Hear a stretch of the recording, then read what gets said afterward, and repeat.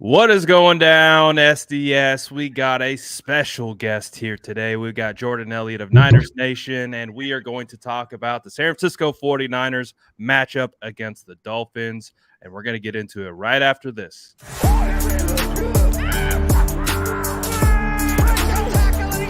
Smash that like button if you haven't already. Love to see it.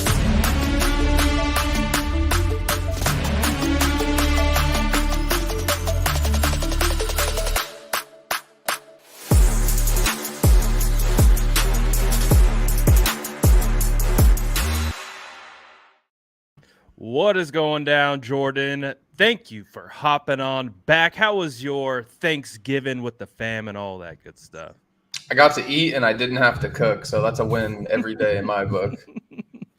Absolutely. And someone that we're used to eating on that defensive line could be returning to the San Francisco 49ers this week. Let's start with some injury updates and news. Eric Armstead has practiced now the last three practices in a row. Do you feel or anticipate that Eric Armstead will play against the Dolphins? I'm leaning towards I think it's going to be on like a limited snap count, though. I definitely think they're going to want to ease him back into things. And as much as he's been working off to the side this last few months, there's nothing that replicates game speed. So I think they'd be wise to kind of give him some time to ramp up with that snap count, pitch count, whatever you want to call it, gradually increasing through the month of December. But yeah, I think he's going to make a point to be out there. I don't think he'd be practicing. I don't think they'd be putting it out as much that he is practicing in the capacity he is if there weren't some plans to have him play. So I think he definitely will. Well, you have been a big time Eric Armstead truther long before I think Eric Armstead was getting the credit that he deserved. So if he is able to come back into the mix, and we've seen, and you've done a great job of covering Charles Omenihu's rise this year, and it sounds like Omenihu's been practicing too, so he should be able to play this week. What do you think Eric Armstead really provides to already one of the top ranked defenses in the NFL? Just his presence alone really it creates a terrible matchup for opposing offenses that try to run the ball on the inside when they line him up as that 2-eye shaded over the inside shoulder of the guard on either side. And I think that his ability to just be so versatile and line up outside, inside, 3-tech, 0-tech, 9-tech sometimes, like they can put him anywhere on the defensive line and have him make an impact. And as good as the 49ers have been against the run, I think he only serves to make them even better internally. And then I think you're also having to use a guy like Charles Omenihu less times throughout a game, rushing the interior, so that maybe if that usage is cut in half, the effectiveness is going up a little bit more just because there isn't such sheer volume there. He's a special player, and I think that he is there's a lot of really talented players on the defensive line. When everybody's healthy, he's, to me, far and away the second best behind Nick Bosa. And I think the fact they've been as good as they've been without him speaks far more to the depth they've constructed rather than any indictment on him or his ability. So it's like you've already set the floor very high without him. Now it's time to raise the ceiling and really see where this unit can go with him. It's going to be a lot of fun, man, especially with Eric Armstead. He played in, I think, Chicago. Did he get hurt in that Seattle game, or was it Denver? I think it was Denver, if I remember correctly. Denver. I think it was Denver. Yeah, I could be wrong. I'm pretty sure it was Denver. Sounds about right, but it's been a while since we've had him, and the 49ers have had to rotate a ton of guys and, kick Charles Omenihu inside. We've seen Givens. We've seen Hassan Ridgeway. We've seen a lot of guys, but this defensive line could be back on track. And with these guys coming back, I mean, you've done a really good job of kind of tracking the shutout. I got to give you all the credit for being the one to identify it first and continue that process on. And we know it's well documented now. The San Francisco 49ers defense has shut out opposing offenses in the second half. What is it, 4 games in a row now? Does that trend continue against Miami Mike and these Dolphins coming in? I would say absolutely not. I just think that it's an unrealistic. It honestly shouldn't have continued against the Saints. They just made a big time play at the goal line. It's really hard to shut out an opponent in a quarter, a half, a game. Like it doesn't matter who you're playing. It's obviously a much better offense than who they played last week. But the Saints were a top 10 offense themselves. So I just think that 4 games is quite the streak in itself. Mm-hmm. And the problem is what I think gets overlooked is even if you're like blowing out your opponent and you're playing a bad team, typically there's going to be garbage time points. Like if you go back to that game against Carolina, like Carolina finished with like one of the higher yardage totals the 49ers have allowed all season. They scored in the second. It's because the Niners were up 20 some odd points and just kind of, playing soft coverage and trying to get out of there without, a ton of injuries piling up. So even if they were, let's say hypothetically, they're blowing out Miami, which I don't think is going to happen, but even in that hypothetical scenario, like the odds of them getting through the entire second half without a single point again, like I don't see it happening. And I think 4 is very commendable in itself.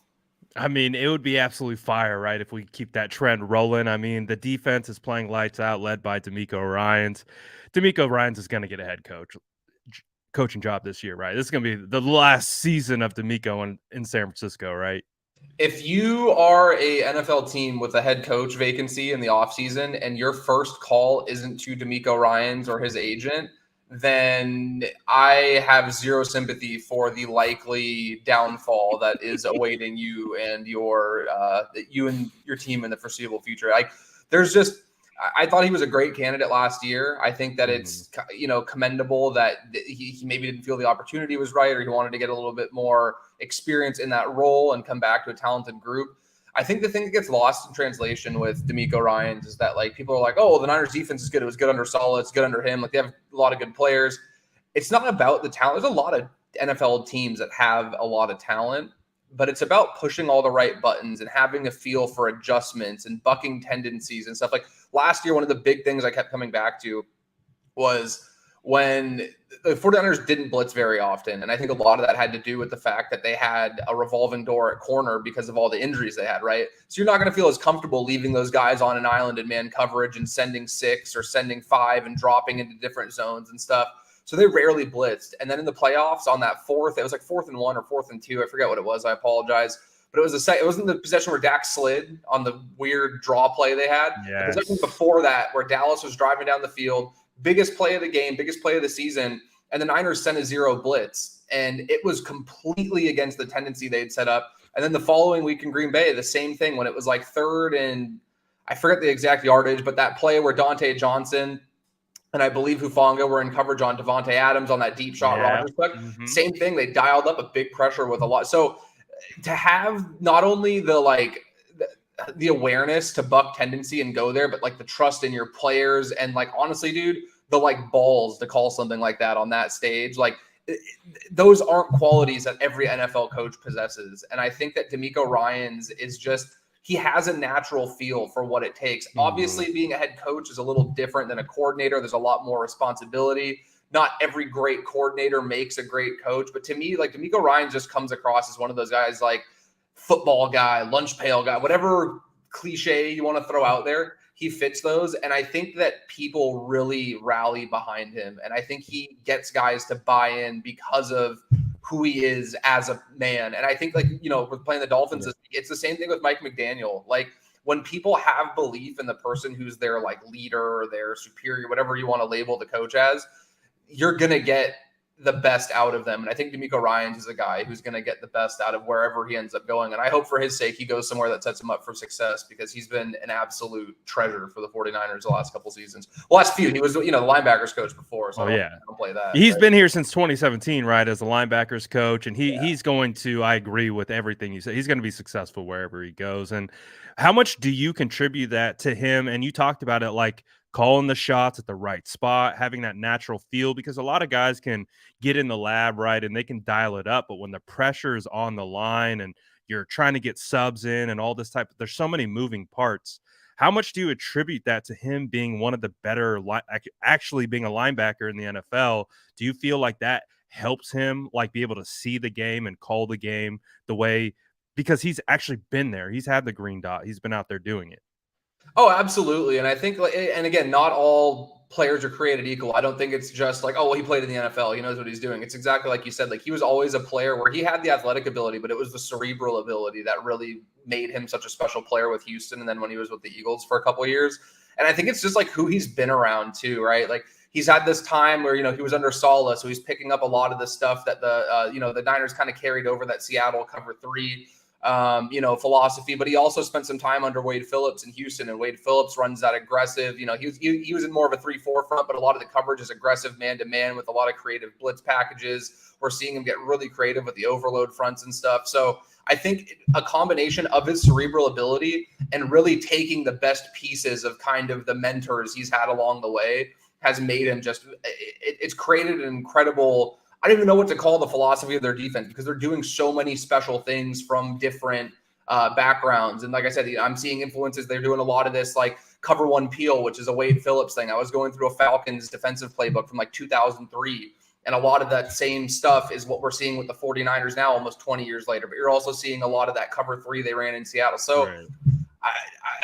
I am cherishing every game I get to sit and watch this guy call a defense, because it'll be enjoyable still watching it elsewhere. It just won't be the same, because the combination of it obviously being the 49ers, the talent they have, and the person who's in control, it's special. And it's unlike anything I've seen in the last few seasons in the NFL, not just the 49ers. Like it's a very special group. And I think the thing that gets lost, Brad, is that like they haven't been at 100% for very long stretches this season, right? And we've seen when they are, they're damn near unstoppable. Like that Bears game, they had a couple busted plays, right? So that ends up kind of skewing things, but they dominated that game. Seattle, they didn't allow a point. It was a blocked field goal. That was the only point Seattle scored. So before the injuries really started kind of adding up, this team looked like a 2000 Ravens. It looked like a 2013 Seahawks. And I think when healthy, they are in the conversation with those teams. Yeah, and you go back to that Bears game, like the Dante Pettis touchdown out of structure, right? So the play, the way it was designed, they stopped it. It was, they kind of vacated their zones or whatever it may be, and Fields finds good old Dante Pettis down the right sideline for a deep touchdown, or there's drives extended by penalties, like, or things like that. But other than that, they were pretty much clamps in that game, but it came back to bite them just due to kind of, playing out of structure or whatever it may be. But this defense clearly is absolutely phenomenal for the San Francisco 49ers. And of course, DeMeco Ryans. Like, I remember you and we were at training camp, not this past season, but the season before. And we were just watching DeMeco Ryans' install of the blitz, all the different types of blitzes and the way they were lining up everyone. Are you seeing that on tape? Like, I know you spoke to it a little bit about the 2021 season. There was just so many damn injuries at the cornerback position. You had Josh Norman out there, Drake Kirkpatrick, rookie Ambry Thomas. Like, so it kind of limited. And we know DeMeco is going to call his defense based on the personnel that he has. Are you seeing more exotic blitzes and different types of pre-snap or post-snap alignments like we saw in that training camp and those install days? I definitely think the pressures are more on the exotic side. I haven't really seen a ton where like every week I'm like, oh man, like he's doing a great job disguising coverages here. And, they're like here and there's obviously stuff, but I think it's more so like I think the 49ers are in a spot where it's very advantageous because they're so talented, where it's not necessarily that they're just comfortable with the offense knowing what coverages they're running, but I think they're just like, hey, if we put our guys in these spots, they're comfortable and they're going to execute. And even if we show the same coverages over and over again on tape, good luck beating it, because we have the front four because we have these guys in the back seven that can cover like that. So I would say the pressures are definitely where it stood out. Like I remember in that Chargers game, he had one that was a cover one peel blitz that they sent, where they sent 6. They had Nick Bosa peel. Like basically with peel, it's you match the running back. So if the running back stays in the pass protect, that player ends up rushing. If the running back runs a route out of the backfield, they have man-to-man responsibilities. So I think it was Eckler on the play, if I remember correctly, had a quick check release out of the backfield. So you have 6 blitzing. So I think it was Al-Shaair and Hufanga ended up blitzing while Nick Bosa is dropping into coverage. And when you're sitting there and you're the Chargers putting together an offensive game plan, who's the first player on the 49ers defense you're game planning around? It's Nick Bosa, right? Like that's what you're scheming all your protection around. That's what you're scheming your passing attack around. How do I get the ball out and keep my quarterback upright when 97 is on the field? And when you do things like that, to me, like I love that, because there's a lot of, philosophy that revolves around like, hey, you know what? Like we're not going to have a guy like Nick Bosa drop into coverage or take a running back and man, out of the backfield. But that's one of the reasons why I love DeMeco Ryans, because he feels like a very outside the box kind of thinker and willing to buck those kind of trends and put teams. And you could see on that play, the Chargers offensive line had no answer for it. And Herbert had to throw the ball 15 yards into the stands. He chucked the ball. He didn't even try to attempt to pass on it because there was not really much to do.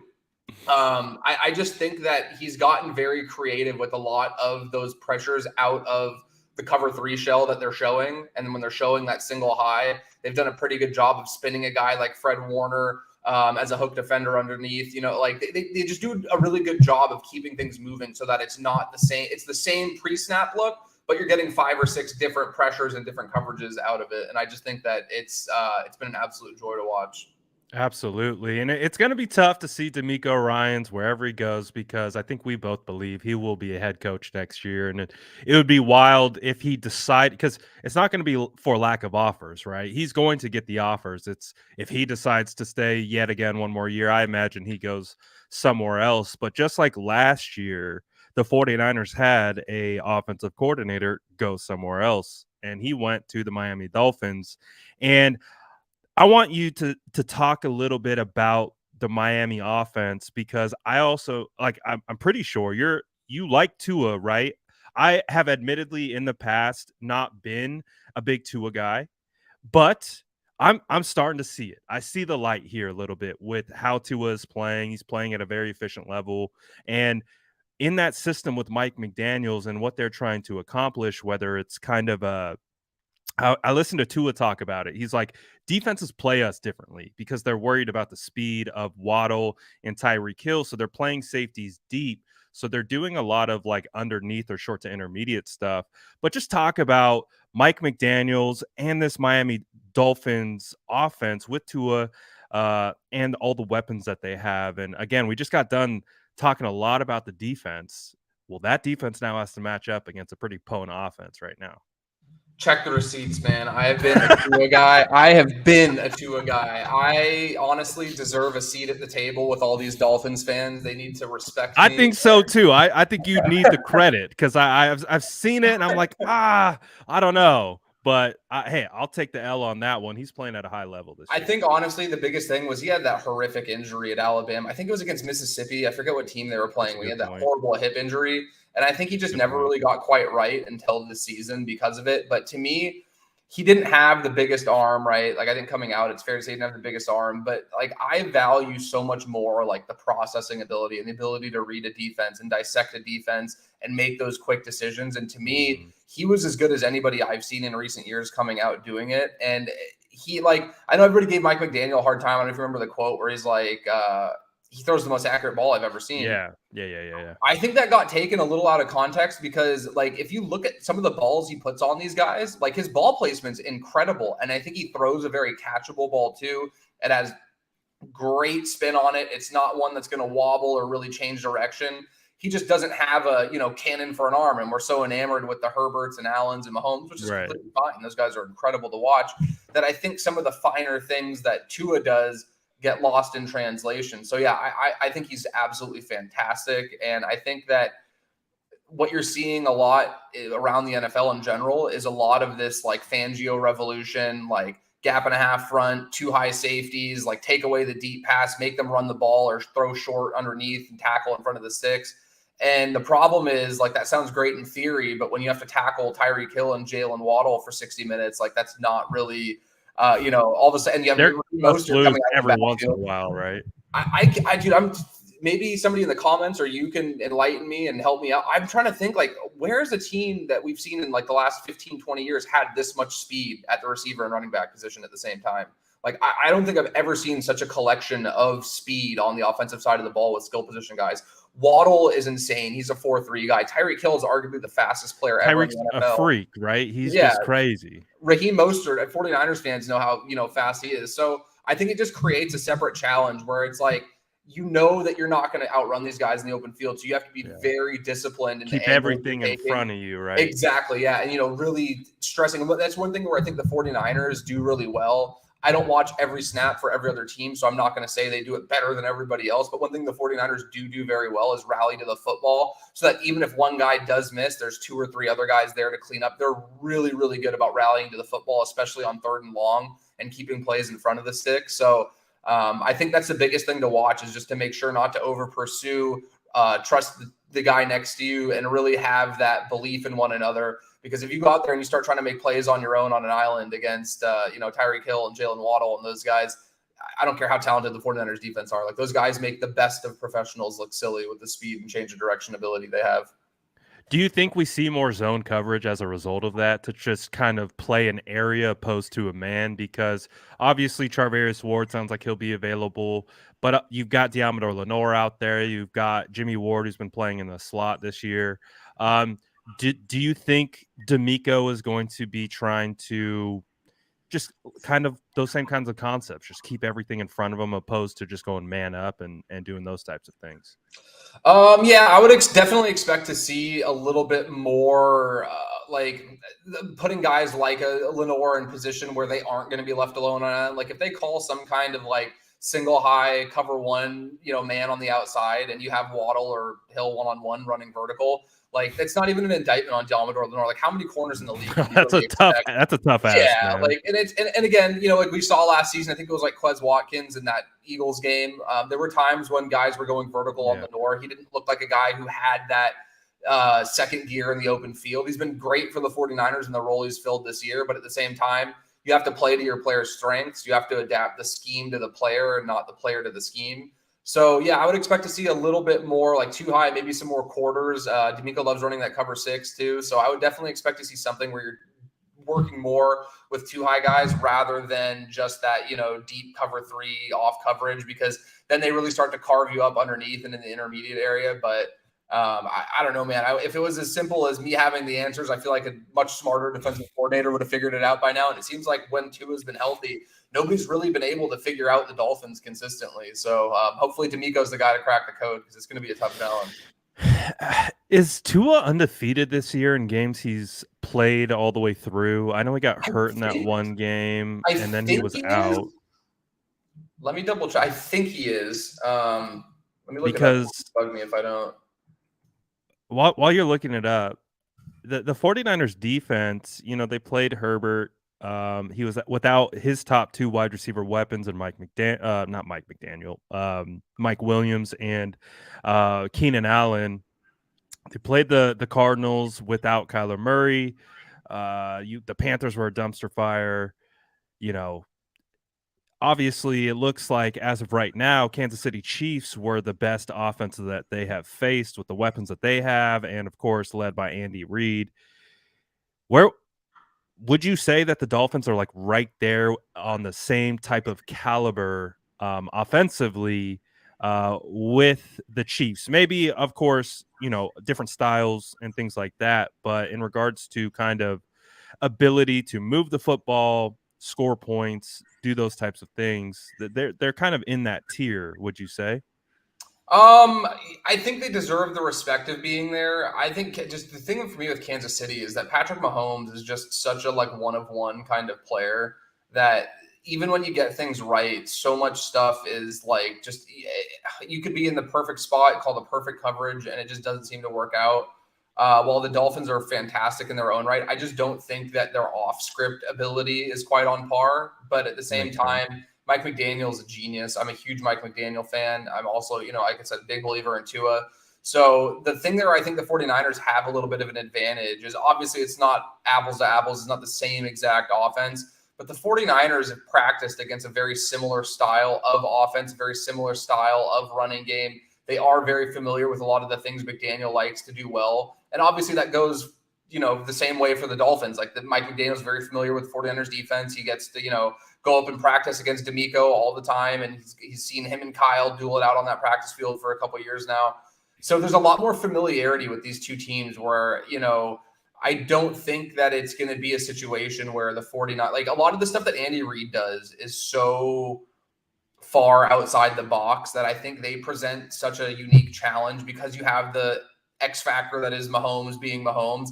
And on top of it, like I always go back to like that Super Bowl against the 49ers, dude. They did that little like clap thing and then like Mahomes twirls and spins around and they do a direct snap to the it was like a play from like the 30s or something. They were like showing clips of this play like in like a Navy game. Just from, like, Andy Reid just pulling out any trick out of the bag.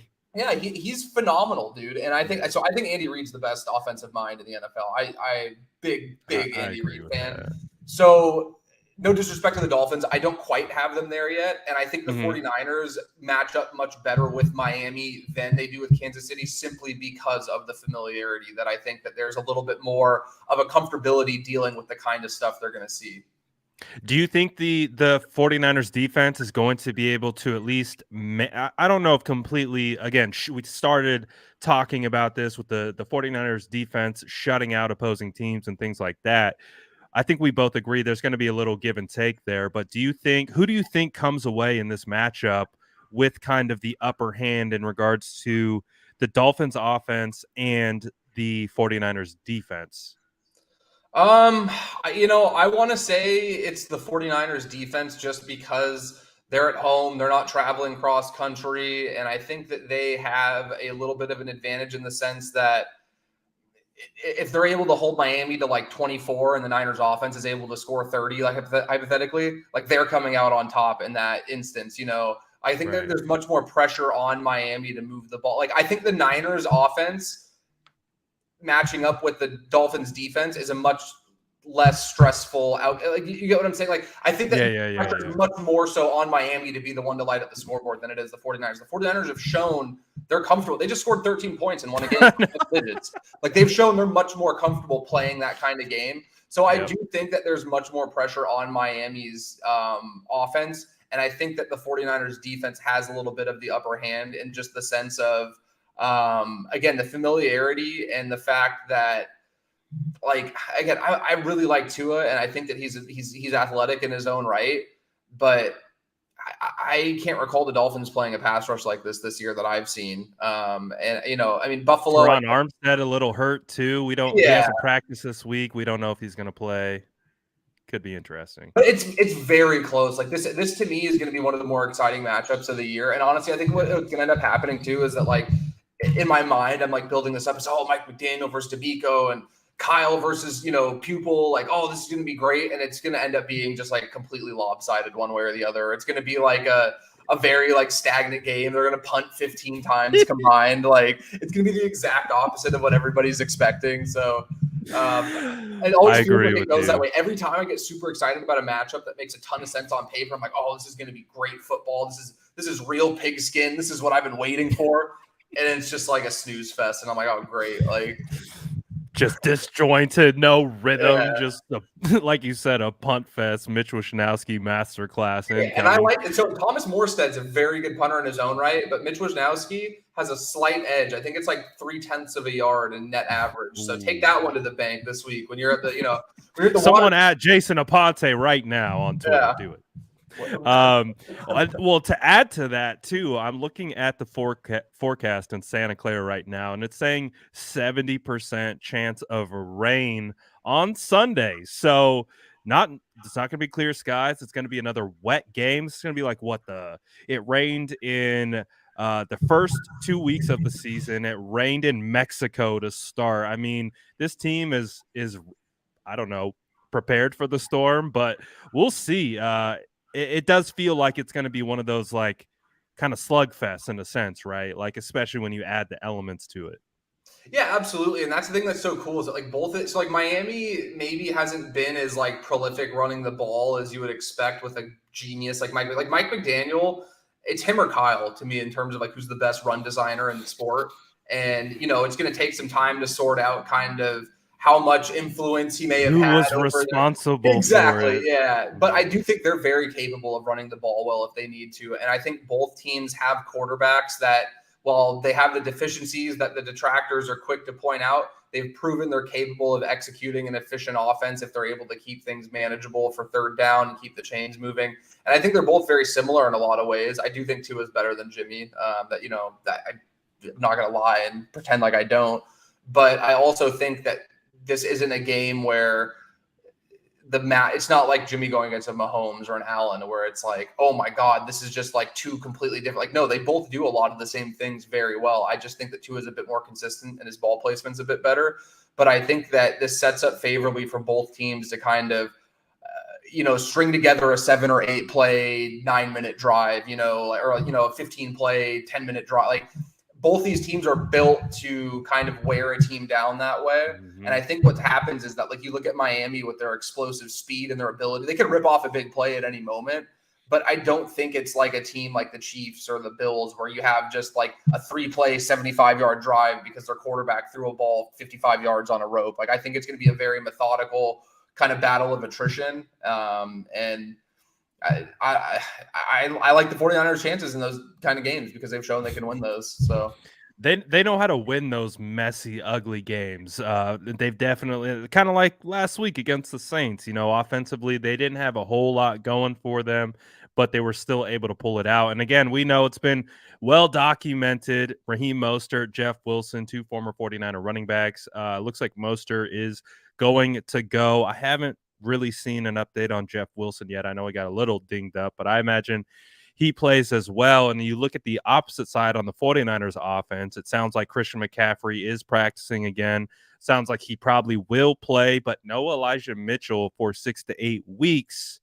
Could be Jordan Mason time, could be TDP, or even Tevin Coleman. Do you feel like this is going to be, especially with the elements, that yes, there's going to be passing elements to it, but there's going to be a lot of running the football?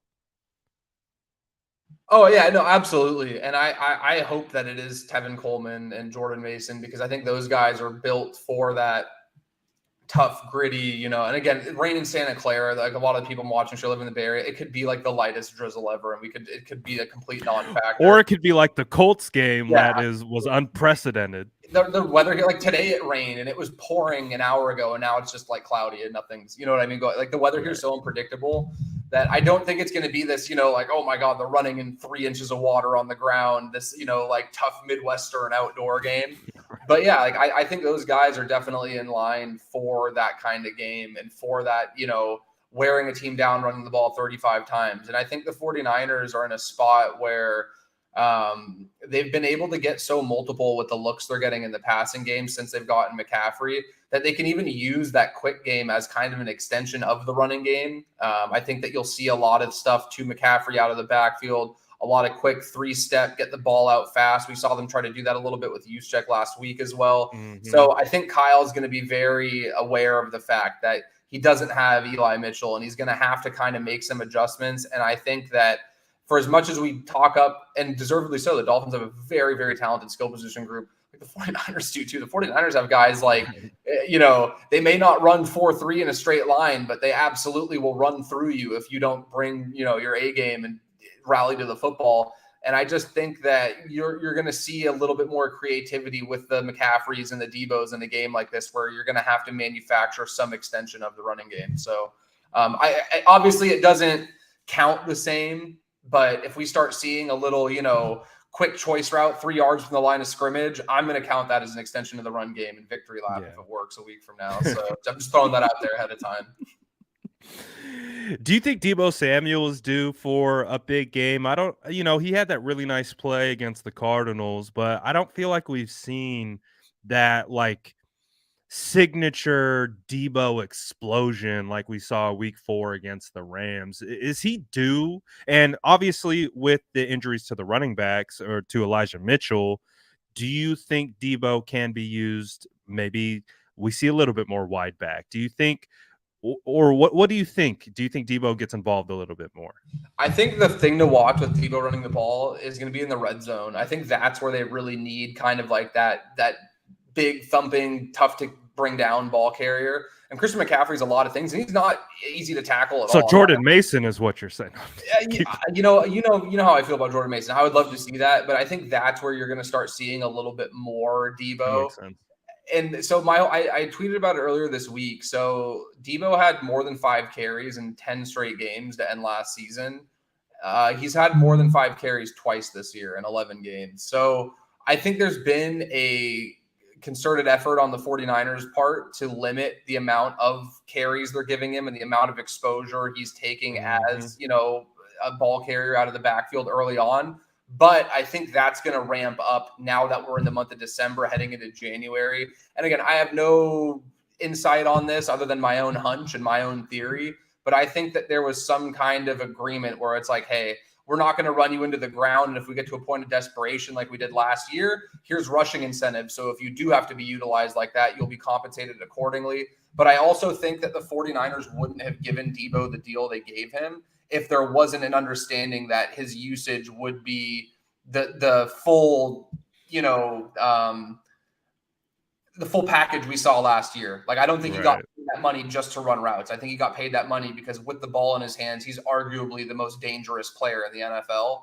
And I think as we're getting into playoff time, you're going to start seeing those carries go from 2, maybe 3 a game to 5, 6, 7. And as we get into the playoffs is when I just think that the 49ers were pretty much like, hey, we're not going to utilize you like that until we really start getting into the stretch run and head into the playoffs. So I could be completely wrong with that. But if you start seeing Debo's usage ramp up a bit over the next couple of weeks, to me, that logically checks out, where it's like he seemed to have a problem with the amount of usage that he was getting in that role. And I don't blame him. When it's week 7 and you're playing a game, you don't want to run the ball 15 times when you're a receiver, but the guy wants to win too. And I think as we're getting into the playoffs, you're going to see that Debo that's all coming off the sideline in Dallas, like, hey, Kyle, give me the ball, Kyle. And he goes and runs the ball 27 yards for a touchdown. Like, absolutely. We know Debo wants to be involved. He wants the ball in his hands and he wants more opportunities. And I think that makes sense. A little bit of maybe load management kind of earlier in the season. Again, it's a long, tough, physical year. And the 49ers are now kind of in that back stretch of the season with only 6 games left. It's crazy that we're already at this point in the season. But when you look at the Dolphins defense, they've got some pretty solid talent. I mean, Christian Wilkins on that defensive line. I'm a big fan of Jalen Phillips. They add Bradley Chubb. You've got Xavier Howard, Javon Holland on the back end. They've got some decent talent, but do you think that this matchup still favors, between the 49ers offense and the Dolphins defense? It feels like we're going to get a big, heavy day on the ground, right? So do you feel like that matchup favors the 49ers at this point? My bad. I definitely think that, they're a respectable unit, obviously, like you said, for all those names you just mentioned. And like, they're 17th in yards per attempt. They're allowing 4.5 yards a carry this year. So they've been kind of middle of the pack. I don't think they're particularly outstanding, but I also don't think they're like a liability where I'm looking at this, like circling that in my notes, like, oh man, they're going to run all over these guys. So I definitely think that they're a good unit. I agree on Jalen Phillips. Like, Jalen Phillips is a guy, if you haven't had the chance to watch him, 49ers fans haven't seen the Dolphins play, this guy probably would have been a top 5 pick coming out of Miami. I think he had concussions coming out. He had a lot of injury concerns, but the talent was there. He was insane. I remember we talked about him a ton. He came out of Miami, if I remember correctly. He was just ridiculous. He was a UCLA transfer. He started at UCLA, and then he transferred over to Miami. Mm-hmm. So, it's a solid unit, but I also think that it's kind of like they're kind of the inverse of each other, right? Like, the 49ers have this offense that's at times kind of middle of the pack, not really going to blow you away, but they're holding their own, and the defense is just stout and elite. And the Dolphins are kind of the inverse of that. They have a defense that's not really going to blow you away. It's not particularly elite, but their offense is incredible and lights up the scoreboard every week. So it's kind of like maybe we'll get the answer to the age-old question, like, what really wins, offense or defense? It's one game, so it doesn't tell the whole story. But I'm always inclined to take the defense in these scenarios. I still, even in the modern NFL, with the way quarterbacks are favored and they're trying to build it around offense, I firmly believe that defense still wins football games when you have high-level offenses meeting high-level defenses. And there's a few quarterbacks in the league who I think really move the needle. And while I think Tua has been exceptional this year, and again, I'm a big fan of Tua, so I hope no Dolphins fans that end up watching your videos take this any other way. There's only one Patrick Mahomes. There's only one Lamar Jackson, right? Like, even there's only one Josh Allen. And I just don't have I think Tua within script is a great quarterback, and within the structure of the offense McDaniels is calling is just it's exceptional. He's been a great quarterback for them and done whatever they've needed. I don't think he's a guy that's going to give the 49ers defense the problem. Like, if we go back and we look at the quarterbacks who've really given them problems, it's like MVP candidate. Like, it's always these top tier guys, and everybody's like, oh, well, they can't stop Patrick Mahomes. And it's a lot of the guys that can create outside of structure, right? Exactly. And it's like, when people are like, oh, they can't stop them, it's like, well, who can? Like, I saw something earlier, and it was like, somebody of my mentions was like, every time the 49ers play a very good defense, they have a hard time scoring points. And I'm like, gee, I wonder why. Like, You think that team is like only good defensively against the 49ers? You know what I mean? Like, I'm like sitting here thinking about it. And it's like people have these like insane expectations. Listen to the logic that you just said and try Yeah. to quantify that really quickly. Exactly. Like, and it's like so funny to me that there's this like expectation that like, oh my God, like, well, and I get it. The 49ers had like 44 put on them by the Chiefs, right? But if you go back and you watch that game, there was a bunch of guys that rushed back. I think it was Jimmy Ward's first game back. Bosa was coming back off an injury. Ward got hurt during the game too. Mooney Ward, like, I don't think Mike McGlinchey was coming off an injury that he sustained against the Falcons, and Chris Jones had his way. And and hey, you have to tip your cap to the Chiefs. I'm not going to sit here and make a laundry list of excuses, right? But right. I think that like that kind of thing, like it's so funny. Like the Niners pitched a shutout in 4 straight games, and I still have people like I'll tweet about that or write an article about that, and people are like, they gave up 44 to the Chiefs. I'm like, dude, that was like 5 weeks ago. Like it's over. It happened. The Chiefs are very good offensively. Like it happens. They lost the game. There's 17 of them every year. Like they're going to lose a few of them. Put it behind you. Forget about it. Yeah, dude. It's just wild. But yeah, like I said, I'm inclined to take the defense, and I believe in DeMeco Ryans. I might believe in DeMeco Ryans more than I've ever believed in a defensive coordinator that the 49ers have had. It was Vic Fangio. I was going to say, Vic Fangio or DeMeco? You're picking DeMeco. I mean, right now, like the way he's like this version of DeMeco, I might, but I have so much respect for Vic Fangio, dude. Like I can't say enough great things about him. I literally have a binder under my desk right here. That's one of his. I printed out like 300 pages of one of his playbooks. Like, I love Vic Fangio. DeMeco. He should have been the head coach, man. The whole Tomasula thing, bringing back some PTSD. Like, why wasn't he the head coach after that? Look at Denver right now. He was winning 7-8 games a year, with no offense, with Teddy Bridgewater and Drew Lock, and who else did he have over there? Trevor Siemian, Paxton Lynch. Yeah, just not very good quarterbacks, if we're being honest. Not starting NFL quarterbacks.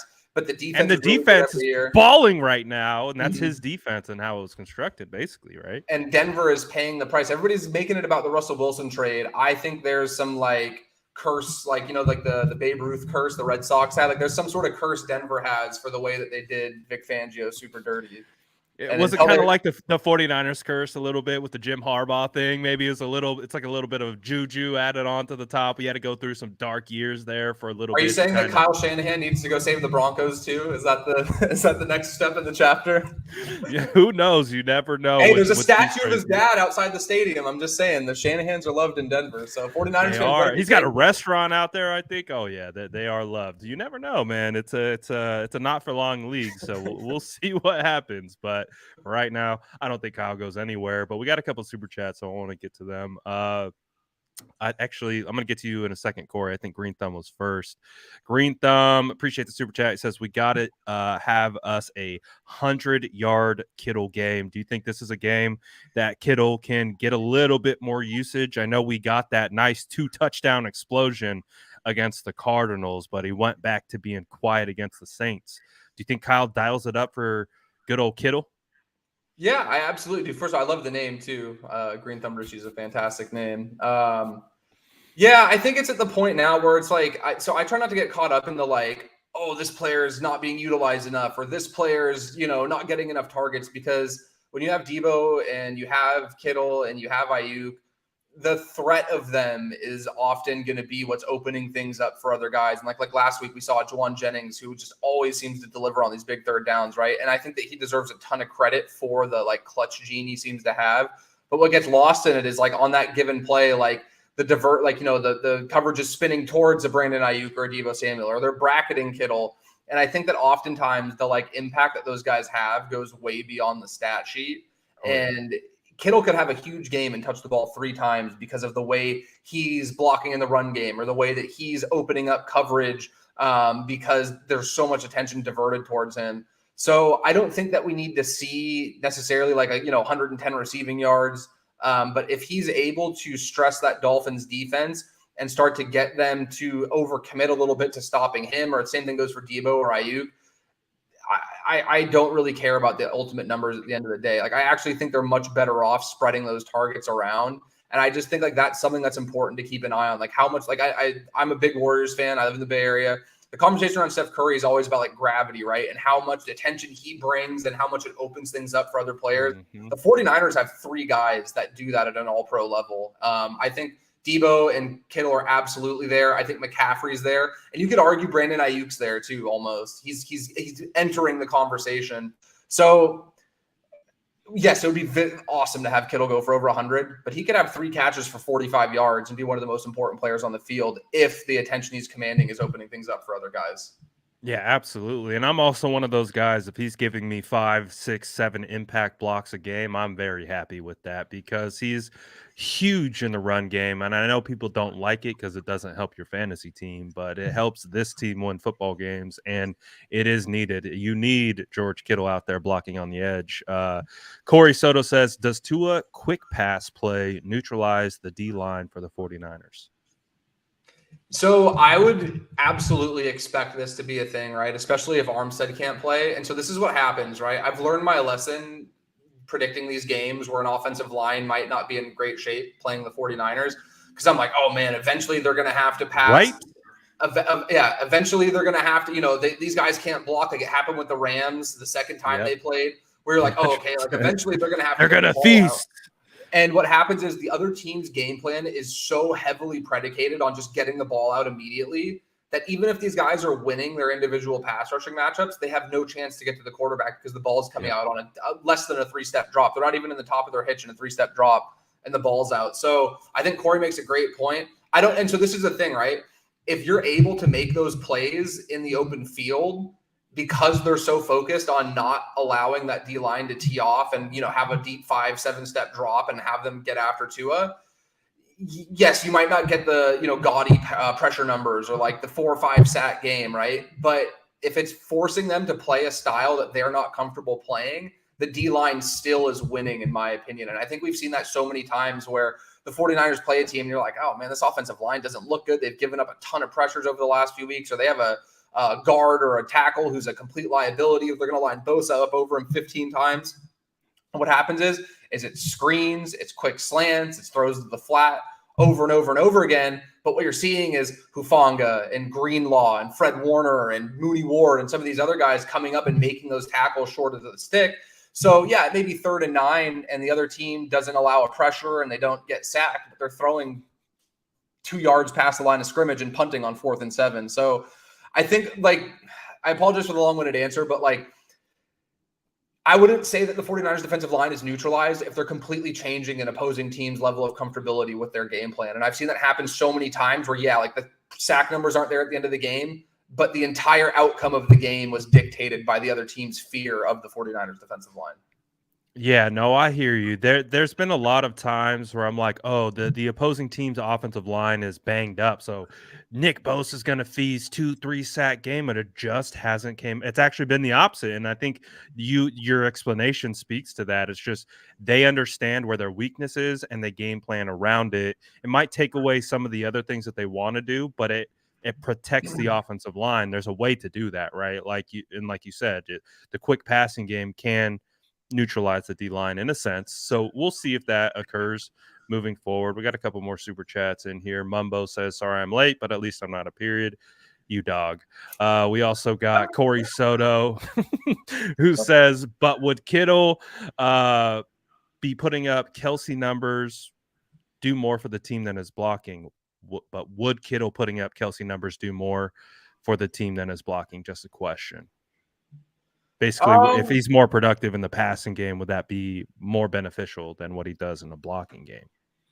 I think it's kind of hit or miss, right? So, this is a very generalized answer. So I apologize if this is what you were looking for, Corey. But, I think when he's doing what he's doing in the running game, that's usually a good thing because that means the 49ers have a lead and they're typically running the ball when they have a lead. And when Kittle's putting up these massive games, typically it's because they're trailing and they're having to throw much more than they're comfortable doing. So I think for the sake of the team, I wouldn't directly correlate big Kittle receiving numbers to winning because a lot of his best games have been games they ended up losing because they're having, like that game against the Eagles with Nick Mullins as quarterback on Sunday night. I think he put up 180 in that game and they lost, the year that he broke the record, they were one of the losingest teams. 4-12, yeah. But I get what you say. So, I think that Kittle is a guy where, again, him and Travis Kelce are so unique in so many different ways, right? To me, Kelce's this guy where his yak ability, he's much more slippery is the word I would use. He's very deceptively like he makes guys miss in a way. Savvy route runner. Yeah, really savvy route runner, but with the ball in his hands, like his ability after the catch is very like it's like you know how to compare it to? It's like he's like jazz, he's like smooth, and Kittle's just like heavy. Kittle's like Pantera. He's just gonna run through your face, and you're gonna not do anything about it. So I think what happens that's is that, I love that. That's hilarious. Yeah, I think that's like because you see, you know what I mean? Like you watch Kelsey and he's like slipping and sliding and he's taking all these different angles between defenders that he has the ball in his hands. Kittle just runs right through guys. We saw him carry 4 defenders for like 25 yards in New Orleans a couple of years ago. Right. So I think that like what happens is because of that, Brad, is that like people are like, oh, well, Kelsey's only good because he's, has Patrick Mahomes throwing him the ball. And Kittle's great because he gets these 3-yard balls and goes 40 yards after the catch. They both actually do it really well. I just think they both do it in their own unique way. Kittle just does it in a much more aesthetically pleasing kind of way. We were like, holy shit, he just ran right through that. He just trucked a guy that's, 6'3", 240. And, I just. That's pretty funny. I think that the Kittle and Kelsey comparisons are tough because I feel like what happens is it always comes back to, well, George Kittle doesn't have Patrick Mahomes. And I'm like, dude, Kelsey was doing his thing with Alex Smith. Like, the guy's a good tight end. We can acknowledge they're both really good and not have this, like, never-ending, like, butting of heads, It'll never end. You already know. It's going to be going on forever. We got another one from Gammon Brown. Appreciate everyone sending the super chats. He says, 49ers O-line has improved in pass pro, but regressed in rushing. Is our decrease with run efficiency correlated with the cut block changes on 26th of May 2021? It's an interesting question. No, I think a lot of the changes have been just like, so the 49ers really skyrocketed their efficiency in 2019 when they were running a ton of outside zone.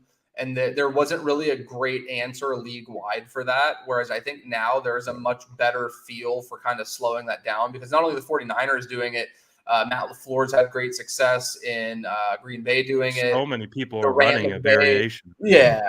And I think so, like, what the biggest change I've seen with the 49ers is, and it makes a lot more sense now why they drafted an Aaron Banks and why they have a guy like Burford starting from day one, is they're running a lot more gap scheme. They're running counter like crazy. They're running a ton of different variations of it. I have a couple clips for any of you guys who follow me on Twitter. I'll post it when I'm done with Brad. Like, I was cutting up a couple clips where they're running this counter play with Jordan Mason, where they're pulling a guard and then they have Juszczyk following the guard while the rest of the line blocks a different way.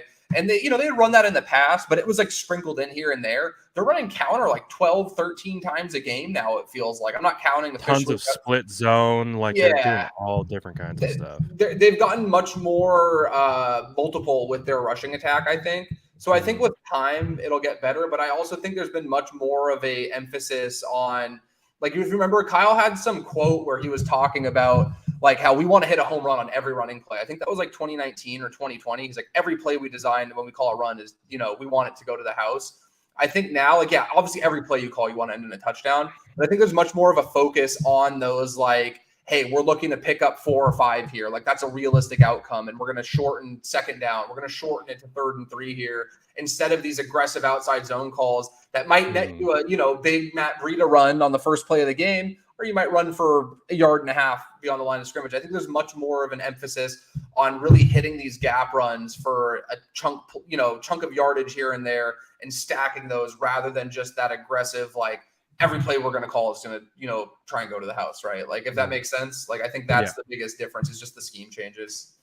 Yeah. And I would also add to that I think, when you're looking at the offensive line as a whole, like, with the gap scheme stuff and of course zone as well, but you need all 5 guys doing their job and responsibilities, and that the margin for error is so razor thin in these trenches in the NFL that one missed shaded block, like if you take the outside shoulder instead of the inside shoulder, you can absolutely disrupt the entire play.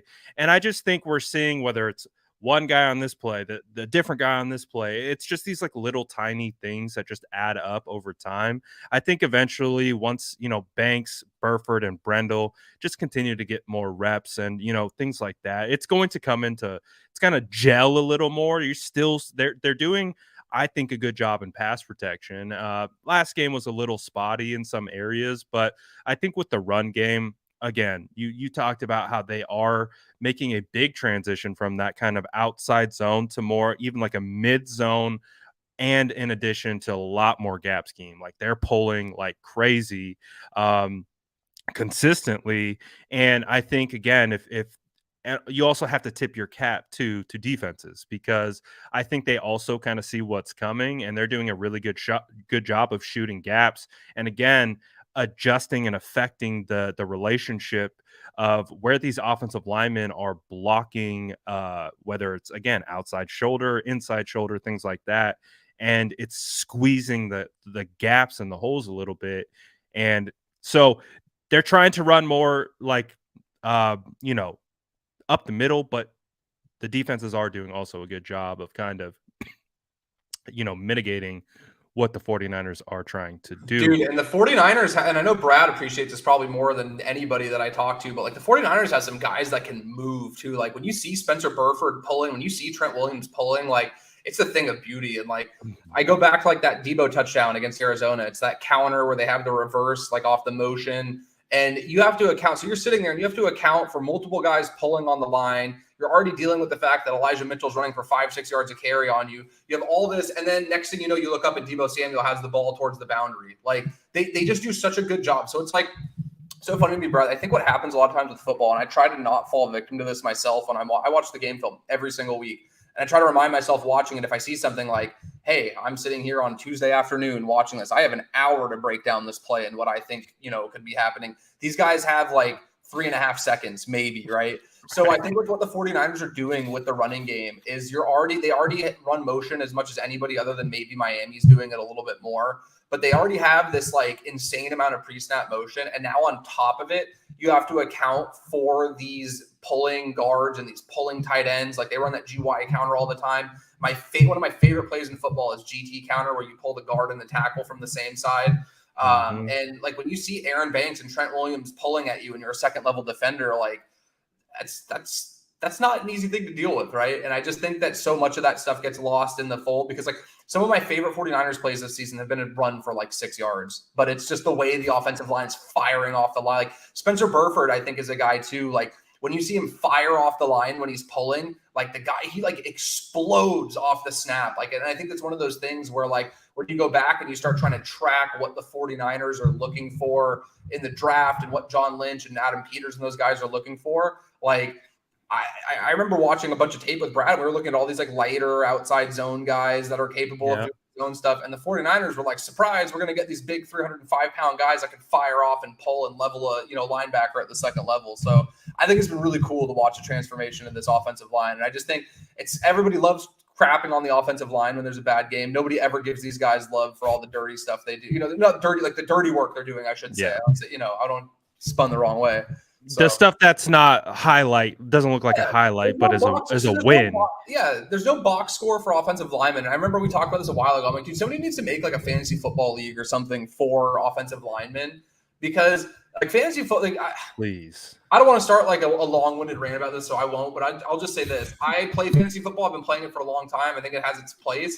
It's like completely ruined football discourse, though, for the majority of like people that talk about everything's football. stat driven, right? Like it's not like what you see with your eyes, which is how people who evaluate football, they're gonna watch the tape and supplement with stats or find tendencies within stats and try to match it to tape, right? That doesn't happen in fantasy football. Exactly. Or, it's like the analytics and stuff too, right? Like you'll hear stuff about like efficiency or this or that. And you're like, I've gotten a ton of crap for it. It's really funny. Like, cause dude, it was hilarious. I was, up a little late, it was like 1 a.m. or something. And I was scrolling Pro Football Reference looking for something. And I stumbled across like a couple interesting Jimmy stats, right? And it was like, dude, he was like top 5 or 7 all time and like 4 or 5 pretty major like quarterback statistical categories. I don't think Jimmy Garoppolo is anywhere close to being a top 10 quarterback of all time. I don't think I think he's made the case this season that he's playing like a top 10 guy in the league right now. I don't think he's a top 10 quarterback in the NFL, but these like statistics have him there. So like I'm a big believer in like, always matching what you're seeing on stats with the eye test and stuff. And it just feels like with a lot of the fantasy football discourse, same thing with offensive line play, right? Like you'll have one game maybe where you get like Aaron Banks gave up like 7 pressures on Sunday against the Saints, right? So if somebody watched that one game of Aaron Banks, they'd come away being like, oh man, this guy's not very good. Like, what's, he gave up 7 pressures in one game. He's been stellar all season. I don't think he had a game before that where he gave up more than 2. So it's just like those statistics and all that stuff, it just feels like it's in a vacuum. And what happens, Brad, is that like I said, I don't have time to watch every play of every single team. I don't think any of us do. It's very difficult to do that. But what happens is, knowing that people will look at statistics from another team they haven't watched and then formulate a very strong opinion about it. And then it's, like Nick Bosa. I see Nick Bosa where he's commanding so much attention from opposing offenses and does so many things that won't show up in a stat sheet. I think Matt Judon's having a great year. Matt Judon leads the league in sacks. You cannot convince me that right now, Matt Judon is a better player than Nick Bosa. You made the same argument. I was like 2 weeks ago about the edge rusher from the Bears, Robert Quinn. Quinn, because he made the All-Pro team over Nick Bosa because he had 18 sacks on the year, and it's like that's why you're like, sacks are cool, but pressures are cooler. Like there's you can take things away from stats, but there's a lot of other things that aren't, really quantified in regards to double teams, like things like that, like where Nick Bosa is just like still executing at a high level, but the circumstances are a little bit different in that regard, right? Like, have you talked this week yet about that McGlinchey play that everybody was talking about a couple days ago? No, I'm like slowly just like I don't even care anymore. Okay, like, because you can't, like, I feel like I remember Akash added me, and so I responded to it. And like, yeah, this is Mike McGlinchey. They're sliding protection to the right. It's an inside pressure from the guy that looked like he was like a head up, it looked like, or whatever. But in that type of relationship, right, your right guard is sliding to the right as well. That's why you're sliding protection, so you can pass the guy off and look for potential outside pressure. The discourse around that play was unbelievable. Yeah, and so my whole thing is that, like, if something like that happens, right, I'll reach out to you, I'll reach out to Brett Rumbeck, I'll reach out to Rich Madrid. Like, there's people who I could, not just me, anybody watching this, all three are fantastic human beings. And if they come across your message or see that you're, asking them a question, I don't want to speak for them, but I'd be shocked if they wouldn't give you an answer and try and help you out. Instead of going to like, hey, why would this happen like this? People are posting like still shots of Mike McGlinchey not blocking anybody. And it's like, oh, this guy's such an, and I'm like, dude, like at a certain point, we have to have like some kind of like fairness with these discussions, right? Like, is Mike McGlinchey perfect? No, there's been plenty of plays this year where he's gotten beat really bad by a bull rush, or he's gotten beat really bad in a big spot when he's, in pass protection. But a play like that, it's like people are making it out to be like Mike McGlinchey doesn't, like, he's just like, oh, he's out there blocking air. What is he doing? He's so bad. And it just like that narrative perpetuates. And it's like, I get it. People don't want to spend time learning about jet protection, right? Like, people don't want to sit there and go through a diagram of what a pass protection looks like for the 49ers, right? But it's so unfair to the player, to me. And it's so unfair that these like narratives just like snowball. And then somebody's like, well, he's blocking air. There's no good excuse for that. And it's like, there's no headway with the dialogue. Like, there's no room to have like an actual adult conversation about it because people just don't want to have it.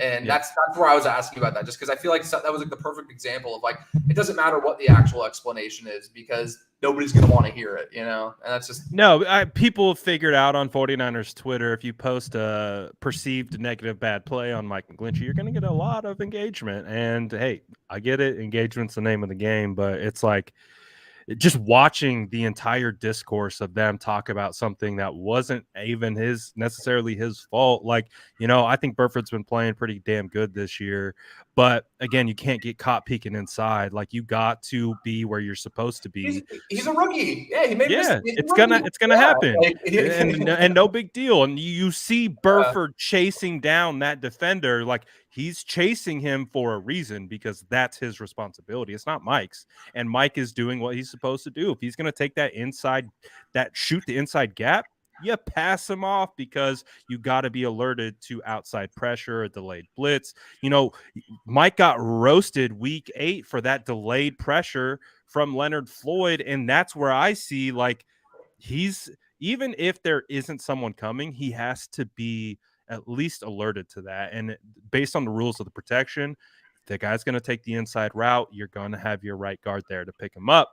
but the right guard has to be there to pick him up, and he wasn't. And then it's like, oh, look at Brendel blocking Burford, and like look at Mike out here in space, and it's just like, man, you guys, it's the discourse is just wild at this point, and I wish we could have like conversations about it, but people just so badly are done with Mike, unfortunately, at least on 49ers Twitter, that you can't have an actual legitimate conversation about it. And it's just tough. Yeah, and I think it all comes to like I was watching a play. I don't think I posted it, but there was a play, if you remember, where Jimmy threw the ball to Ayuk down the right sideline in the red zone against the Saints, and Paulson Adebo made a great play on the ball, knocked it down, and it could have been thrown a little bit more in front of Ayuk, and you could have put it in a little bit better spot where the defensive back couldn't have gotten to it. I would fully concede that, but I also was like, damn, like that was a hell of a play by the defensive back, and immediately it's like, oh god, he underthrew him, or oh god, it was a terrible throw, or oh, this guy's not good, and it's like so funny to me. Like there's such a reluctance just to be like, dude, there's two sides playing every down and every snap of NFL football. And it's okay to just be like, hey, like that Leonard Floyd one you mentioned, like that was a great pressure call by Raheem Morris. Like that was it did what it was intended to do. It put the tackle in conflict. They disguised it, and Mike bid on it. He's like, all right, he's dropping in coverage, looking for help. Like what everyone's like, oh, look for help to the inside. That's exactly what he did, and he got caught. And they got the sack as a result. So it's definitely a crazy conversation. But hey, we'll be here to try our best to educate as best as possible. Gammon Brown had this super chat up for a while. So it's interesting that they are running more inside zone scheme where they can cut block now that they can't cut block on the out. So I think what Gammon's trying to, is there any correlation with like this cut block? I'll be honest, I'm not really sure. I haven't like noticed it, but I also haven't been like looking for it. So I absolutely will take a look. And if I start to notice something, then I don't know if you're on Twitter or anything, Gammon, but you could absolutely reach out to me on there and I'll send you clips of something if I find it. Because I do think that's an interesting theory. I can't speak on it because I don't know for sure. That's not something I've been paying attention to, but I absolutely will go back and maybe that is something where it's like, oh, hey, like there is something to this. I just can't say confidently that I've seen it or haven't seen it. I mean, I'll speak as a, former offensive lineman. I loved when I had the ability to cut. It made my life so easy. I'm just like, oh, I'm going to dive at their legs. You're probably hitting, like, depending on how good you are at aiming at the outside knee, you could be hitting on like 95% cut rate, which it's a lot. It's a much easier block than trying to reach block someone. So there could be a correlation there, but that is an interesting point. While we were talking, Jordan, CMC was speaking at the podium, and it does look like he'll be playing in full this weekend. Says he's fine, and he I guess dodged a bullet in regards to severe knee injury last week, so I guess that's a good thing, and all that stuff. Do you think he'll have a pretty full workload considering Elijah Mitchell will be out? Yeah, I think he definitely will be having a considerable role. I think Tevin Coleman's got to get elevated, right? Like you got to see some kind of pretty heavy dose of Tevin Coleman. I think Jordan Mason looked really good on a couple of the runs I saw. I'm sure there's reasons why he's gotten the limited run he has. Maybe it's just still absorbing the playbook a little bit. Maybe it's a pass protection thing. I have to feel like it's going to be some balance of those two because, again, as much as like there's this whole like, oh, well, they gave up all these picks for McCaffrey, so they might as well use him as much as they can versus like they gave up all these picks for McCaffrey. They'd be screwed if he got hurt. We've already seen how much of a difference he's made for the team. So I'd like to see him maybe get 10 to 12 carries and then another, 5 to 7 touches in the passing game. If you can keep him around 16, 17 touches a game, I think that's a sweet spot, but I would not give him 25 carries in this game, right? Like, I'm not going to go out there and just like, all right, I don't have Elijah Mitchell. It's going to be Christian McCaffrey every play. Like, to me, that was part of the investment you made when you got Christian McCaffrey. Like, he's a guy that you can utilize in a lot of ways, and I don't think lining him up in the backfield and having him run the ball 20 times a game is the best usage of the wide set of skills he brings to the table. And hey, maybe this is the first game we start to see where Deebo starts to, 6, 7, 8 carries a game rather than the 2 or 3 that he's been getting, Right, absolutely. I just got a notification that Eric Armstead says he will play this week. So Eric Armstead is back. And you talked about it a little bit earlier, but you don't think he'll play like the it'll be kind of like a ease back into kind of the lineup type situation, like a little bit of load management, right? Yeah, absolutely. Like I don't see him playing more than, like, let's say they have, 65, 70 snaps. Like, I'd expect him to play probably half that. And that's just, again, my own assumption and guess. I have no clue what their plan is for him, but it just, to me, it doesn't make a lot of sense to throw a guy out there who's a bigger guy like Armstead is dealing with a foot injury. Let him ease back, let him ramp up, put him out there and maybe some high leverage third downs, some spots where you can shade him in that 2-eye spot. And there's a guy who I think hasn't gotten enough credit in his absence, and it's T.Y. McGill. T.Y. McGill's actually been really good for them the last couple of weeks. He had a great run stop against the Saints on Sunday. He had a couple against the Cardinals. He's been recording pressures too. He flattened Colt McCoy on the screen they tried to run to. So I think when who would have thought when Eric Armstead first got hurt that we'd be like, oh yeah, this guy they signed off a practice squad, this journeyman player who's in his 7th year in the league they're fine. They can wait to ramp Armstead back up. It shows how fortunate they are and how good they are at their pro scouting level with bringing in guys like that. So as much as I'm a big Eric Armstead truther, and I think that he will elevate this defense to even greater heights than we've seen, I think guys like Ridgeway and Kevin Givens and McGill have been playing so well. Don't put yourself in a position where with the first week back, you're having an injury scare and you're worried that you just, finally he's back on the field and finally he's able to feel right and be out there and you're putting him in a position where he has to play 55 snaps. It just doesn't make a lot of sense to me. And especially given the fact that these other guys have, Eric Armstead's a big time player, but I think when you're playing the way that Givens, McGill, and Ridgeway have played, they've earned their share of snaps as well. Absolutely. And I agree with you. It's great news that Eric Armstead is going to be back. I do think he'll play a decent amount of snaps, but I do agree with you. There should be a plan in place to ease him in. And as we've seen, guys that you've mentioned have stepped up and played pretty well. I mean, Hassan Ridgeway, like, oh, did he just disappear?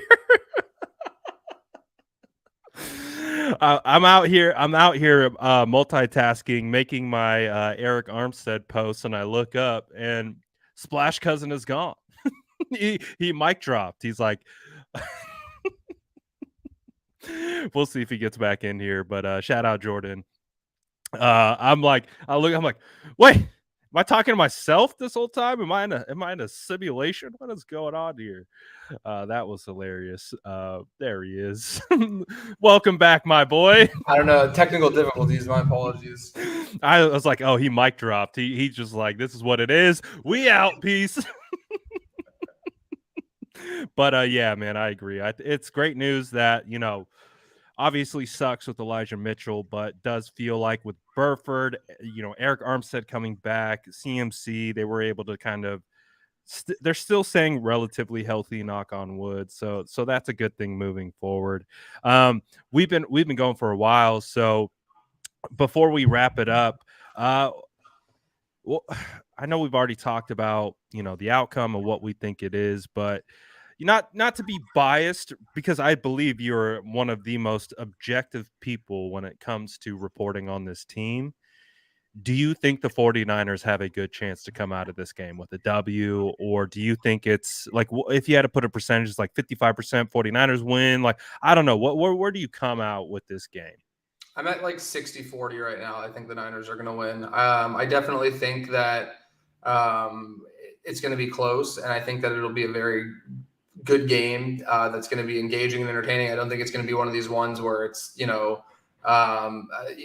there have been some anticlimactic games this season. I'll put it to you like that. I don't think it's going to be one of those. I think it'll be a very entertaining game, but I do like the 49ers' chances of winning this game. I think that Miami's a very formidable opponent and they deserve a ton of respect. And I think that there's going to be a lot of cool underlying storylines with the amount of players, because everybody's talking about, Raheem Mostert and Jeff Wilson. Trent Sherfield's over there too. Rebecca Kraft's over there too. Like, there's a lot of guys who have some history with the 49ers. So I do think it is pretty cool, but I'm always going to be give me the elite defense over the elite offense every single time. Obviously it's not a completely 100% foolproof formula, but I believe more often than not, that ultimately ends up being the team with the upper hand. And especially when you look at like the 49ers offense. Yeah, they scored 13 last week, but they did so against a really good defense that people are really, really underrating. I don't think that the Miami defense is anywhere near as good as the Saints defense. So I'd be more Saints than happy. defense was I was really Yeah. impressed with them on tape. Like, I was like, "Oh, they had a plan, they executed it." I was like, "It makes sense why they only scored 13 points." So I was listening. Greg Cosell said on like Monday or Tuesday, I forget what day it was, that he loves asking. Greg Cosell's as plugged in as anybody in the NFL, by the way, when it comes to talking to people. And, he said that he loves talking with offensive coordinators and coaches and stuff, which he does all the time. And he said one of his favorite things to ask them is like, hey, who are the defensive guys that give you the most trouble? Like, what are the coaches that are giving you the most problems for your scheme and your game plans? And he said Dennis Allen, who's the head coach of the Saints. He said Dennis Allen's name came up almost every single time. And, I'll be honest, if it's me and I'm guessing, like I would probably lean towards like the Vic Fangios, Todd Bowles, like these guys have been around for a while doing this. Not that Dennis Allen isn't a good coach, but I sat there and thought about it. I'm like, you know what? Like, I think there's a perceived misconception between like how respected Dennis Allen and the Saints defense is league wide compared to the fan, Do you feel like it's because he got the head coaching job with the Raiders and then it didn't turn out to be anything? And then he was in Sean Payton's shadow and they're just like, oh, it's just Dennis Allen, Visor Allen. I think it's because he doesn't really have much of a personality and the team's like 4-8 or whatever they are. And I think that it's like, if you weren't it's the same reason like we saw like when the Niners didn't really have a good quarterback situation that was stable and they had to start Beathard and Mullins and Hoyer and these guys. People were like, oh, the Kyle Shanahan's so overrated and this genius label and this and that. And then you look when he's had a starting level NFL quarterback, he wins 60% of his games, which is among the best in the league. So it's like, no disrespect to Andy Dalton, like Jameis Winston's been hurt a ton. I don't think they really have the quarterback position figured out, and they were super banged up on the defensive line. So I think there's like the perception because of the record. And then I think on top of it too, like when I think of Dennis Allen, like there's not really like a presser moment I can remember or something on the sideline or something. He's just like he seems like a very like to the vanilla point business. Yeah. Very vanilla kind of guy. And I hate to put it this way. I think that really does alter the perception of coach. Like, no, I think Robert Saleh is a great coach for a lot of reasons. Right. And obviously what he's doing with the Jets this year is very admirable. But I think one of the reasons why so many people are enamored with Robert Saleh is because when the 49ers defense or the Jets defense now, or, they're off, they get a stop. He's on the sideline, pounding his chest, banging on his teammate or his player's shoulder pads and getting fired up and ripping the headset off. And I think that like there's this big misconception in like coaches that just are like kind of quiet and keep to themselves. So yeah, I just for whatever reason, I know we're talking about the game that's coming up this week. I don't want to go longer. I just thought it was really interesting that Greg Cosell said that because I'm like, I thought their defense was pretty good, but if coordinators around the league are saying Dennis Allen's the guy that's giving them a ton of problems, why should we not give Shanahan the benefit of the doubt with that too when he just put up 38 the week before? Again, Vance Joseph's a good defensive coordinator too, so it's like right.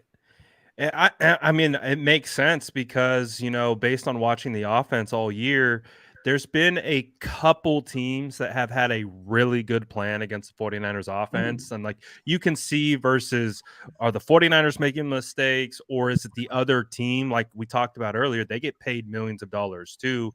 You could see the Saints had a plan. Like they were well coached. They knew what was coming. They were keying on the right things. Again, that same play where Deebo Samuel goes for a huge touchdown against Arizona goes for negative yardage against the Saints. They knew it was coming. They didn't bite on it. It was the same play. And they're like, nope, we've seen this on tape and we were keyed on it. They were prepared. So I agree. I think Dennis Allen had a good plan, and we'll see what the Dolphins have in store here. You called it what, 60-40, feeling confident that the 49ers are going to come away with this one. Probably got to agree with you on that. Like, I think it's, I think the 49ers come away with the win, but hey, it's any given Sunday, and this is going to be a well-coached team, right? And so there's going to be problems that are posed. They're going to likely have to deal with some adversity, whether it's rain-related, turnover-related, things like that, and guys are going to have to step up and make big plays when it matters most, right? Absolutely. Yeah. And I just think and that's the thing, right? Like as great as I think the Dolphins are, like the 49ers have so many like guys in that moment. You have a Trent Williams, you have a George Kittle, you have a Nick Bosa, you have a Fred Warner, you have a Debo. Like, it's very hard not to have trust in them. And I know what always happens is people always go back to like, oh, it doesn't matter how many players they have. They have Jimmy and he's not good. I'm like, well, dude, Jimmy's actually playing pretty well this year. Even that was probably his worst game of the season last week against the Saints. It wasn't even that bad. It wasn't great. He definitely wasn't the reason they won the game. It wasn't terrible. He was there. He was vibing. He was there. So I think ultimately like that only goes so far. And I just, I do think it's really funny. Like I saw a stat, right? And I get why people are quick to engage with these, and it's probably why the social media intern who works for CBS posted it. But CBS posted the stat, right? That was like Kurt Warner's numbers and Jimmy Garoppolo's numbers through like their first amount of starts that they had. Like I think it's like 56 or something like that. And like the passer rating was almost identical. Jimmy had a better touchdown to interception ratio. Like the wins and losses were identical or something like that. And it's so funny because the comment section like wasn't Seahawks fans or Rams fans or like, Cowboys fans going, oh, Jimmy G's overrated. It was literally all 49ers fans just absolutely like laying into Jimmy G. And I'm just sitting there and I'm like, hey, dude, like, I get it. Like, I don't think the guy is like incredible, but it's like so funny to me that like it feels like nobody hates. And I got some pushback for this. I said it last week. I don't really care. I stand by it. Like, nobody hates 49ers quarterbacks more than 49ers fans. I saw it. Like, I'm 27, so I'm a little after the Steve Young and Joe Montana years and stuff, but I've heard stories about all the things that got said about those guys too. I saw it with Alex Smith for years. I saw it with Kaepernick. We're seeing it with Jimmy. Trey started 3 games, and we saw it with him. 4 games. It just feels like nothing is ever good enough. So I just think it's hilarious that like you normally like you look at Dolphins fans, right? Like if you say anything bad about Tua, like I don't want to like encourage this, but if you see 49ers fans saying bad things about Tua, watch how quickly their mentions get flooded with Dolphins fans. They ride for that man. And it's so funny that like the 49ers have had more success with Jimmy. Again, I think Tua's better than Jimmy, but the 49ers have had more success with Jimmy than the Dolphins have had with Tua. And it's like the polar opposite, where like a person like Colts fan could be like, oh, I think Jimmy G's a pretty good quarterback. And he'll have 15 49ers fans in his mentions telling him how he's dumb and doesn't know what he's talking about. And Jimmy G sucks. And it's like, I don't know, man. I just think it's funny. The 49ers fans seem to hate the guy more than anybody. So I think you said a couple things there. I agree with you. I don't think any fan base hates their own players more than the 49ers. When they love them, they love them. But when they hate them, they hate them. And they not only do they put it out there, they will go directly to the player and DM them, at them constantly, and just tell them that they're trash. There's no other team or fan base like the San Francisco 49ers. And to the point about Tua and the Dolphins, I posted a clip in the I think heading into training camp, trying to get the fans hyped up for training camp. And it was Trey Lance throwing a deep ball, probably 40, 50 yards downfield. Little bit of a wobble onto it, little underthrown. Debo Samuel goes up, makes a good catch over the defender. Dolphins fans got a hold of it after, Tua got roasted for that underthrow clip. And I swear to God, thousands of Miami Dolphins were like, why is no one roasting Trey? Look at this duck. Look at how underthrown this was. Look at this. This is trash. Like, I was like, bro, like, this has nothing to do with you. This tweet, like, it literally had nothing to do with the Dolphins, Tua, nothing. They got a hold of it, and they were just retweeting it, quote tweeting it, just like, it's crazy. So, yeah, I hear you. Dolphins fans, they ride for their team, apparently. And 49er fans, they're split. So. Yeah, and I want to be clear too, right? Like, hey, if Jimmy plays a bad game, there's nothing wrong with being like, hey, I didn't think he played well today. I thought he did this wrong. I thought he did this wrong. Like, that's totally fine. It's like a level of hate that's like way beyond the hate that you should have for a professional athlete. And it's not just Jimmy. It's like Mike McGlinchey, like Javon Kinlaw, like some of these guys where it's just like, it's really unfortunate. And again, I don't think there's anything wrong at all with having valid criticisms or having an opinion on the way a player played. But it's like a deep-rooted, like personal hate where it's just like, I don't even entertain it. When people come in my mentions complaining about players, I'm like, hey man, that's not I don't agree with this and I don't support this. I think this is wrong. But it's just like wild to me that it's just like you mentioned, like the players the 49ers fans love, but the ones they hate, it's like, dude, it's a very unrational kind of like hatred where it's just like there's no telling them otherwise. Like, he didn't hurt your family. He didn't come after you personally. Like, relax a little bit. But hey, San Francisco 49er fans are passionate and we love them one way or the other. We love all you guys in the chat. And again, shout out to Jordan for hopping on. I appreciate it as always, man. Again, putting out fantastic content at NinersNation.com. You got any good articles coming up? I know you write daily for them. So anything you got cooking? I have one up today. It was about Burford. I'll give you guys a quick stat. You can go check it out in more detail if you want at Niners Nation. But Burford is the only NFL rookie, only rookie in the NFL right now that's starting on the offensive line who hasn't given up a sack yet this season. And he's also allowed the fewest pressures with 11. And the next closest is Tyler Linderbaum, the center for the Ravens out of Iowa, who's given up 17. So not only is he not giving up a sack, he also has a 6 pressure cushion between him and the second best guy in the league in that aspect among rookies. So I just talked a little bit about, Burford and talked a little bit about, the impact he's had on the offensive line. I talked a little bit about how maybe he will be their right tackle of the future if they choose to, not bring Mike McGlinchey back after this season as well. So he's a great player. And then tomorrow I will have just my game preview I do every Friday, brought to you by DraftKings. If you guys are out there wagering, DraftKings Sportsbook, man, I got a company man here. I got to plug the plug the stuff, But I'll have a game preview where I'll put together some of the things I've seen on tape and some of the matchup stuff. I do think one area that was very important to watch is the Dolphins have a very good red zone offense. So even if they're moving the ball between the 20s, can the 49ers defense tighten it up in the red zone, hold them to field goals? I think that ultimately could be the difference in the game. I wrote last week about how the Saints were a top 5 red zone defense going into the game. So I tried to my whole game preview last week was that I thought it was going to be a tighter game than a lot of people expected and that the Saints were much better than their record indicated. So it depends where you kind of fall on outcomes. Some people think the Niners underperformed. I just happen to think the Saints were a much better opponent than they were given credit for. Hopefully something I write this week might help shed some light on something that's going to come on Sunday. But I do a game preview every Friday and I try to do my best just to not necessarily make predictions, but just kind of like lay out the statistics, lay out the matchups to watch, lay out how there's I love patterns with numbers and stuff like that. So I try to stray away from giving my own opinion and more so just kind of present the whole picture and let people come away with their own, assumptions, opinions, whatever about the game. But I do think the 49ers win this game for whatever it's worth. I do think they're going to come away victorious. Absolutely. And we want it. It's not necessarily a must-win game, but it would be one of those wins that would make you feeling real good heading into kind of that late season playoff push. Dolphins have won 5 in a row in their first place team. They're 8-3. It's an absolute, and that's the thing right now. It's just like, the 49ers haven't beat anybody. They haven't beat anybody. And it's like so funny to me how that gets thrown around. Yeah. I for one of the reasons why I love the NFL, I love all sports, right? Like I'm a big sports guy, but the reasons why the NFL is just like a tier above everything else for me.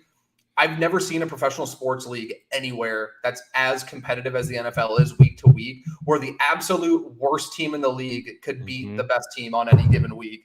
And I just think that it's so unfortunate how much it gets lost in the fold that hey, even these guys on these teams that aren't that great, they're NFL players. And when you look at how many guys make the jump from high school to college to the NFL and how small those numbers get whittled down to, there's a lot of talent even on bad teams. So yeah, obviously beating up on a team that's picking number 1 in next year's draft maybe isn't as impressive as beating a contender. But I just think we make way too much out of a team handling business. And, ultimately at the end of the day, if you win by 1 or you win by 30, they all count the same in the win column until you start getting into tiebreaker scenarios for point differential and stuff like that. But there's plenty of teams that are very talented, great teams. The Niners in 2019 lost that game to the Falcons. The Falcons weren't even in the same zip code as the 49ers in terms of talent, right? But that's what makes this sport so great. So to me, sure, have your criticisms, have your concerns after a loss, but I just don't like the argument that it's not like the 49ers can sit here and be like, oh, you're having me play a 4-8 team this week. I don't want to hear the discourse on Twitter. Give me a first place team instead. That's not, you know what I mean? I just think too much of that gets made into it. And hey, winning in the NFL is hard, man. And you should celebrate every time they come because, like I said, I'm 27 and I don't know the exact number off the top of my head, but I know at least 2/3 of them have been losing seasons where they just were not very good. So to me, I'll take anything I can get at this point if they're winning football games and they're in the mix. Absolutely. Well said. And I hope the 49ers come out with a win. But it's going to be a great game against a great opponent. And again, all the drama leading up to it, all the quotes and the bulletin board material, it's just going to be a fun game. And it's going to be a great opportunity to try to really define, I believe, what this team is from an identity standpoint, all that different type of stuff.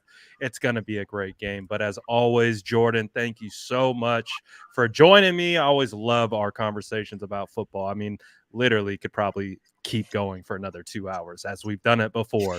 But make sure you follow my guy at @splash_cousin for the best coverage of the San Francisco 49ers. I promise you, you will not be disappointed. Make sure you smash that like button on your way out. Grab your cookie if you stayed the whole way. Shout out the entire SDS. We appreciate you guys. We're out of here for now. Until next week. Peace.